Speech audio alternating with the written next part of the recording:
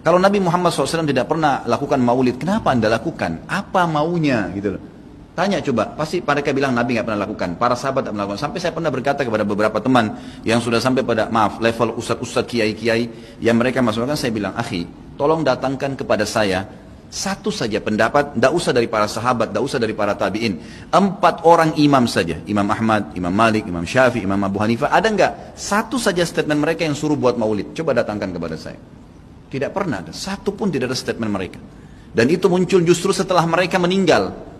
Imam Abu Hanifah meninggal tahun 150 Hijriah, Imam Malik meninggal 179 Hijriah, Imam Syafi'i meninggal 204, Imam Ahmad meninggal 240 Hijriah. Itu munculnya maulid di tahun pas Imam Ahmad terakhir tuh, 10 tahun sebelum meninggal, 230 Hijriah oleh orang-orang Syiah yang ada di Mesir. Itu mereka lakukan. Karena mereka mau mencontohi ya, yang dilakukan oleh orang-orang Nasrani merayakan hari lahirnya Nabi Isa alaihissalam.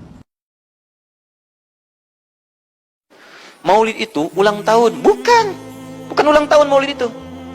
Bukan ulang tahun, bukan peringatan ulang tahun maulid itu. Ingat baik-baik, kalau pakai peringatan itu pakai Id. Idul Milad, ya, hari kelahiran, peringatan hari kelahiran, ulang tahun.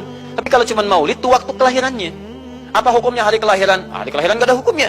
Yang melekat hukum itu bagaimana menyikapi hari kelahiran itu. Itu poinnya. Paham ya?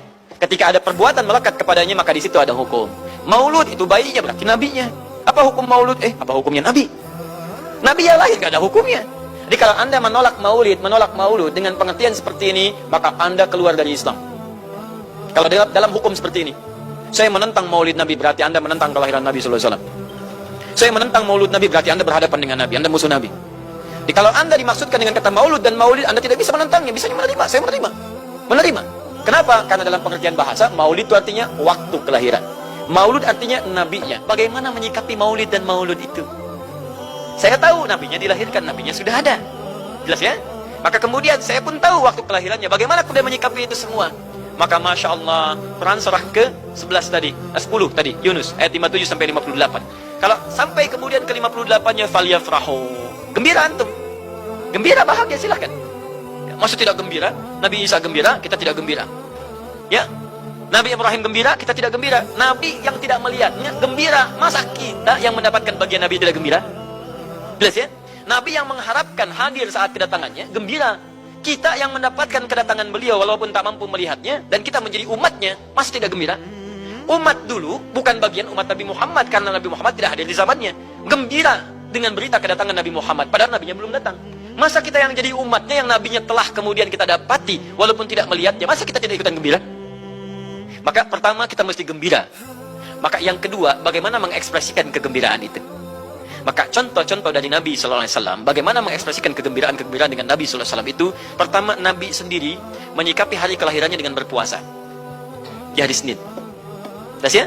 Ini bagi Nabi sendiri pribadinya. Nanti jadi hukum untuk kita. Nah, sekarang bagaimana para sahabat menyikapi kelahiran Nabi SAW, kedatangan Nabi SAW, dan menyikapi keberadaan Nabi SAW. Bukan cuma lahirnya, tapi setiap kedatangannya. Nabi datang dari Madinah, dari Mekah ke Madinah disambut oleh para sahabat yang ada di sana. Nabi datang dengan perang Tabuk, dari perang Tabuk disambut oleh para sahabat di sana. Tala al-badru alaina min thaniyatil wada'i, wajib syukru alaina madahalillahi da'i. Masya Allah, disambut dengan madid. Bukti kesenangan mereka kepada Nabi SAW. Ada yang memuji Nabi SAW seperti Hasan bin Thabit, buat puisi-puisi memuji Nabi.